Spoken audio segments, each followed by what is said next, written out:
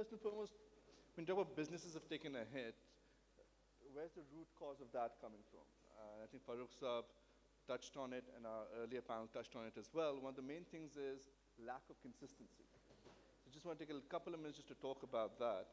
Okay, when you have policies that are not being followed through, when you have a vision, there's never a 2-year vision. It will always be a 10-year, 15-year vision, but it never follows through, then businesses suffer because they don't know what platform to strategize upon.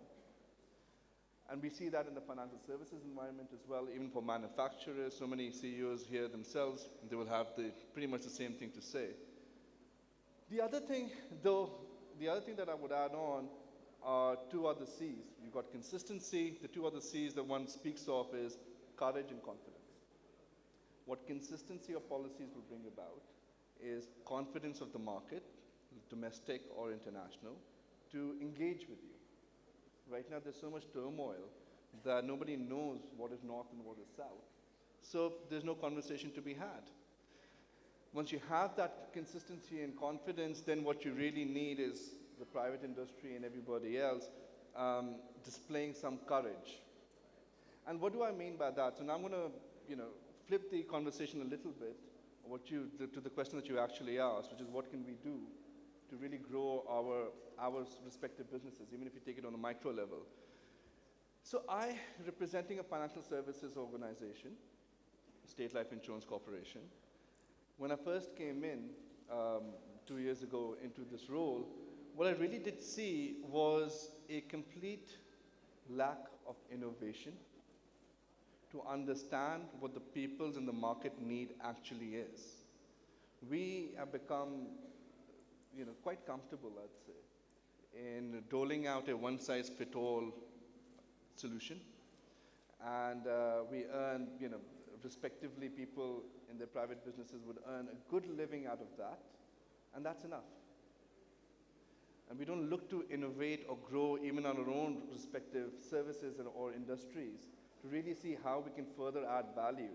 In the previous conversation, people gave examples of Vietnam or other Far East countries. I was in Hong Kong for 4 years working there, worked a lot with the Vietnamese government and all as well. The 2 things that I see that differentiate, I know it's all great to pick our own morale and confidence up. We're saying we're good, we're intelligent, we understand a lot more, sure, but they're doing better. Why are they doing better? Vietnam just 40 years ago, 60 years ago, we know what the Vietnam War did to Vietnam. But even now it's come up as the emerging economy across the world. Why is it that they can turn around and we can't? There's a sense of a nationhood that is greater than the self. There's a sense that when you've got something in your hand, you can develop that to deliver a lot more. And if I talk about financial services, we talk about capital markets. If you really think about banking products or insurance products, what needs are they actually meeting of the wider diaspora in Pakistan? Health insurance in Pakistan is one of the most expensive around the world, private health insurance. Why is that? As Iqbal Saab said, the privatization of insurance industry started in the early 90s. Why is it that any of these large companies haven't rolled out a good, affordable, encompassing health program?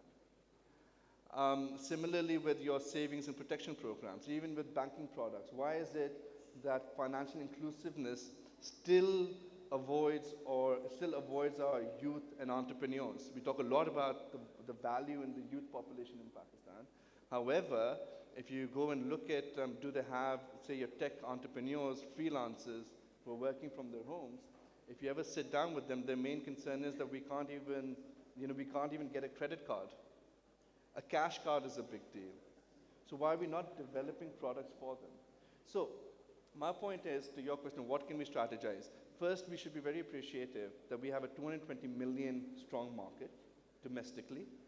We're one of the 5 largest by population countries in the world, which means the potential in Pakistan even today is immense. And we should appreciate that, which means that instead of yes, there's a wider market outside that we should serve, but we haven't even started serving a domestic market. What we can develop and grow by just understanding what's at our doorstep, I think you will see a domestic growth, which we haven't even tapped into. So I would urge everybody here, and what we are doing here at State Life as well, is understanding market segmentation, understanding the needs of the people, and then rolling out products that actually meet their needs. And that goes across not only financial services, it goes across even if you're rolling out manufacturing cosmetics or whatever else, or clothing. Understand what our market is and then deliver to them. Understand the different price points. And I think with that, you'll see a lot more growth. And the same thing would go into the capital markets as well. We talk about stock exchange, we talk about mutual markets. Those are money markets. We're just rolling the same funds around. We don't have structured capital solutions as exist. And in times of turmoil, what you need is structured capital solutions. So I think that skill set and that will to really develop our own markets, understand how we can serve our own domestic market better, will be the first step in strategizing a growth trajectory.